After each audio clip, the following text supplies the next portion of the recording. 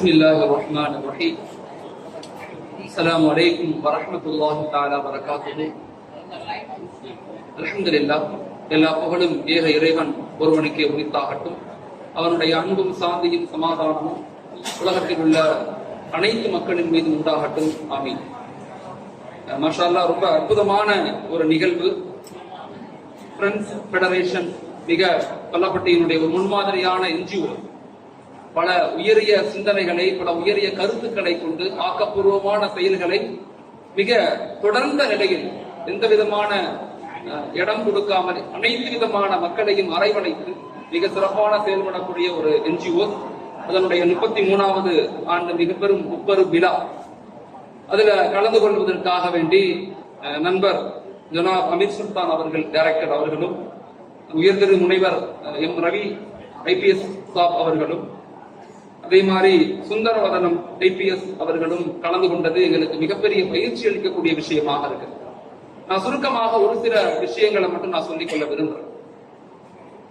இன்றைய கால சூழ்நிலையில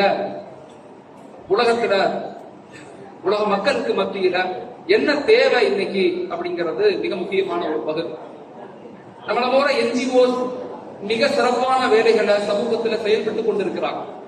எல்லா விதமான வேலைகளையும் மிக ஆழமான கருத்தியல் சிந்தனையோடு மிக ஆக்கப்பூர்வமாக செயல்களை பல NGOs செய்து கொண்டே இருக்கிறாங்க. மாஷா அல்லாஹ், இந்த ஒரு NGOs உளவியல் ரீதியாக ஒரு சிறந்த ஒரு கட்டமைப்பை, ஒரு ஐடியாலஜியை உருவாக்க வேணும்னா 4 விதமான ஒரு கருத்தியலை எல்லா NGOஸும் உள்வாங்கி அதை செயல்படுத்தும் போது மிகப்பெரிய ஆக்கப்பூர்வமான மாற்றத்தை நம்ம இந்தியாவில் வருங்காலத்தில் உருவாக்க முடியும் என்று நம்புகிறோம்.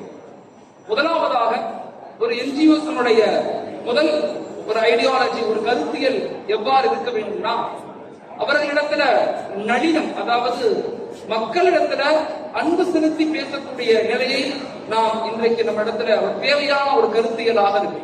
இன்னைக்கு உலகத்துல நிறைய டெக்னாலஜி வந்துருச்சு, நிறைய கண்டுபிடிப்புகள் வந்துருச்சு.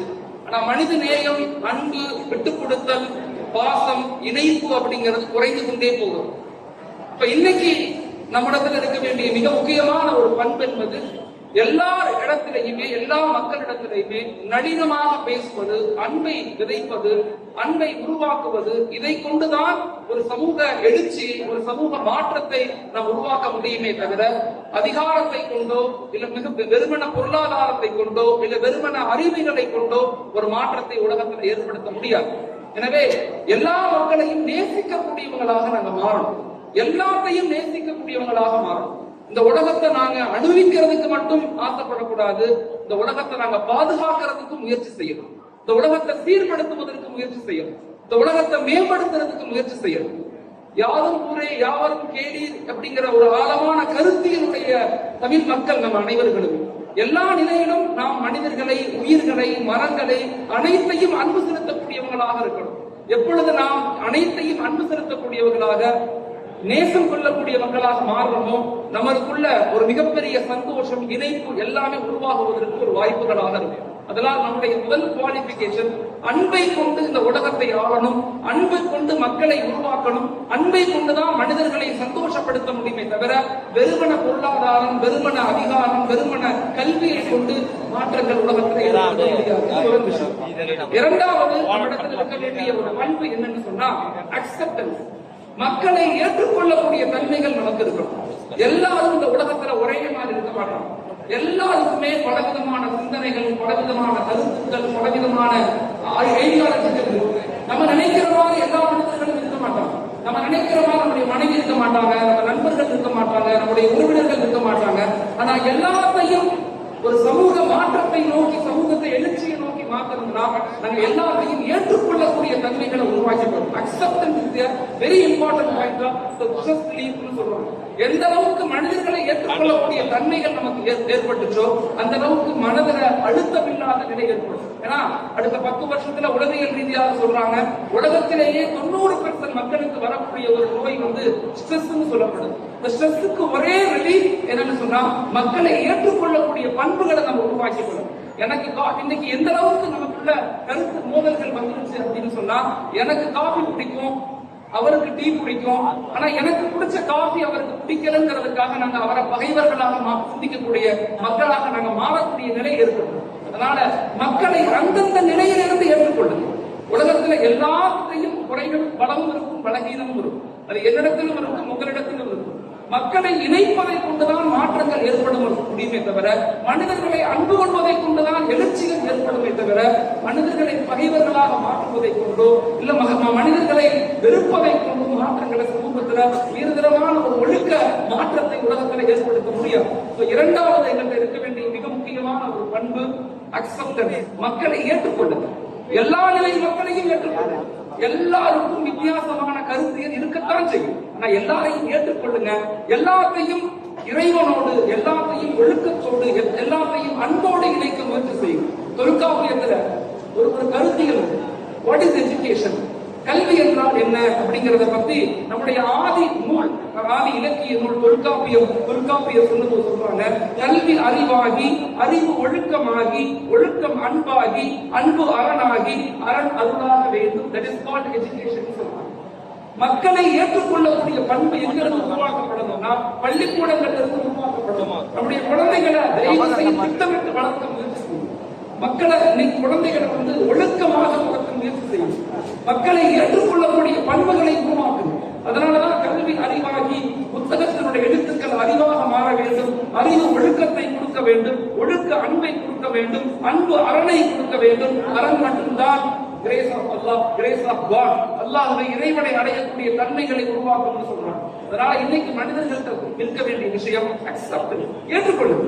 இன்ஸ்டன்ட் ரியாக்ஷனை கொண்டு எதுவும் நடக்க போறது. மக்களை ஏற்றுக்கொள்ளக்கூடிய பண்புகளை உருவாக்கும். மூன்றாவது, மக்களை மன்னிக்கக்கூடிய தன்மைகளை உருவாக்கும். தண்டிப்பதை கொண்டு ஒரு சமூக மாற்றம் ஏற்படாது. தண்டிப்பதை கொண்டு இந்த உலகத்தை நாங்கள் வலுப்படுத்த முடியாது. தண்டிப்பதை கொண்டு மக்களை நாங்கள் சீர் செய்ய முடியாது.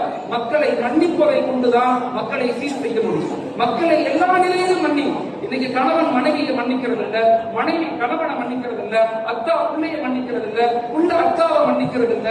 இப்படிப்பட்ட ஒரு மனநிலை சமூகத்தில் அதிகரிச்சு கொண்டே இருக்கு. மன்னிக்க கற்றுக் கொடுங்க. குழந்தைகளுக்கு கற்றுக் கொடுங்க, பெண்களுக்கு கற்றுக் கொடுங்க. எல்லா நிலை மக்களையும் மன்னிக்கக்கூடிய மக்களாக மாறுது. இது மூன்றாவது ஒரு என்ஜிஓடைய மிக முக்கியமான குவாலிஃபிகேஷன். நாலாவது, சோசியல் ரெஸ்பான்சிபிலிட்டியோடு இருக்கு. சமூக சிந்தனைங்கிறது மிக முக்கியமானது. இனிமே நாங்க முஸ்லிம் கம்யூனிட்டி வளர்ச்சி, முஸ்லிம்கள் வளர்ச்சின்னு பேசக்கூடாது. இனிமே எப்படி பேசணும்னா நாட்டு வளர்ச்சி, நாட்டு பாதுகாப்பு, நாட்டு உருவாக்குங்கிற ஆழமான கருத்தியலை நோக்கி நம்ம எல்லாரும் சேர்ந்துதான் அந்த நாட்டை வலுப்படுத்த முடியும். இந்த நாடு நமது நாடு அப்படிங்கிற ஆழமான சோசியல் ரெஸ்பான்சிபிலிட்டி நமக்கு வரும். நமக்கு கொடுக்கப்பட்ட அறிவு, நமக்கு கொடுக்கப்பட்ட அதிகாரம், நமக்கு கொடுக்கப்பட்ட பொருளாதாரம், அது நமக்கு மட்டும் உரித்தானதல்ல, எல்லாத்துக்கும் உரித்தானது. அது எல்லாத்துக்கும் உரித்தானது. எங்களுக்கு கொடுக்கப்பட்ட எந்த விஷயம் எங்களுக்கு மட்டும் சொந்தம் அல்ல. நாங்க மட்டும் இந்த உலகத்துல அனுபவிச்சுட்டு போறதுக்காக இந்த உலகத்துக்கு வந்த, இந்த உலகத்தை அடுத்த ஜெனரேஷனை உருவாக்கணும், அடுத்த கட்டமைப்பை உருவாக்கணும். அடுத்த 10 வருஷத்துல இந்தியாவுடைய வளர்ச்சியில, இந்தியாவுடைய மேம்பாட்டுல, இந்தியாவுடைய மிகப்பெரிய டெவலப்மெண்ட்ல எங்களுடைய கான்ட்ரிபியூஷனை, எங்களுடைய பங்களிப்பை எல்லா துறை சார்ந்த இடங்களையும் கொடுக்கணும். 4 இம்பார்ட்டன்டான ஒரு விழிப்புணர்வை நோக்கி நகருங்க. ஒன்று, மக்களை ஒழுக்கம் சார்ந்த மக்களாக உருவாக்க முயற்சி செய்யும். குழந்தைகளை ஒழுக்கம் சார்ந்த குழந்தைகளாக உருவாக்க முயற்சி செய்யும். இரண்டாவது மிக முக்கியமான விஷயம் சோசியல் கண்டிஷன். இந்தியாவுடைய வலிமையில, இந்தியாவுடைய மேம்பாட்டுல, இந்தியாவுடைய சோசியல் ஆஸ்பெக்ட்ல, சோசியல் ஜஸ்டிஸ்ல எங்களுடைய கான்ட்ரிபியூஷன் என்னங்கிறத குழந்தைகளுக்கு, பெண்களுக்கு சொல்லி உருவாக்க முயற்சி செய்யும். மூன்றாவது மிக முக்கியமான விஷயம் பொருளாதாரத்தில் வலுவாக மாறும். பலப்பட்ட இயற்கையிலேயே ஒரு வலுவான பகுதி. உங்களுடைய இரத்தத்துல பொருளாதாரங்கிறது, பிசினஸ் அப்படிங்கிறது இயற்கையிலேயே ஓடுது. இன்னும் வலுப்படுத்துங்க. ட்ரேடிங்ல இருந்து மேனுஃபேக்சரிங் மாறுங்க. ஒரு கான்ட்ரிபியூஷன் அதை நோக்கி நகர்த்துங்க. இன்னைக்கு உலகத்திலேயே கன்சூமிங் பவர் அதிகமாக உள்ள நாடு இந்தியா. சைனாவுக்கு அடுத்து இந்தியாவில தான் கன்சூமிங் பவர் அதிகமாக இருக்கு. ஆனா சைனாவை நிலைக்கு நம்ம வர முடியாத காரணம் என்னன்னா, எங்களுடைய ஹியூமன் ரிசோர்ஸ் மிகவும் குறைவாக இருக்கு. அதை எப்படி வலுப்படுத்தலாம்னு யோசிக்கணும். நாலாவது மிக முக்கியமான விஷயம், உங்க பிள்ளைங்களை படிக்க வைக்கும். ஆளுமைகளாக மாற்றுங்க. அதிகாரத்துல கொண்டு வாங்க. அதிகாரத்துல கொண்டு வருவதை கொண்டுதான் நம் உரிமைகளையும் சுதந்திரங்களையும் அடைய முடியுமே தவிர வெறுமன போராட்டங்களை கொண்டு மாற்றங்கள் ஏற்படவே ஏற்படாது. ஒரு வலிமையான சமூகம் ஏற்படும்னா இது போன்ற என்ஜிஓஸ் எல்லா ஊர்களிலும் இருக்கணும். மிக இலக்கோடு, மிக திட்டத்தோடு எல்லா மக்களுடையும் இணைந்து செயல்படக்கூடிய ஒரு வலிமையான ஒரு கட்டமைப்பை தான் பிரெண்ட்ஸ் ஃபெடரேஷன் மிக சிறப்பான முறையில அதனுடைய நிர்வாகிகள், தன்னுடைய அமைப்பினுடைய பொறுப்பாளர்கள் மிக சிறப்பாக செயல்பட்டுக் கொண்டிருக்கிறாங்க. அதற்கு முழுமையாக வாழ்த்துக்களை தெரிவிக்கிறோம். ஒரு திட்டத்தை உருவாக்கி திட்டத்தை நோக்கி கொஞ்சம் கொஞ்சமா செயல்பட்டுக் கொண்டே இருங்க. அல்லாஹ் உங்களுக்கு உதவி செய்யணும். ஜஸாக்குமுல்லாஹ். அஸ்ஸலாமு அலைக்கும் வரஹ்மத்துல்லாஹி வபரகாத்துஹு.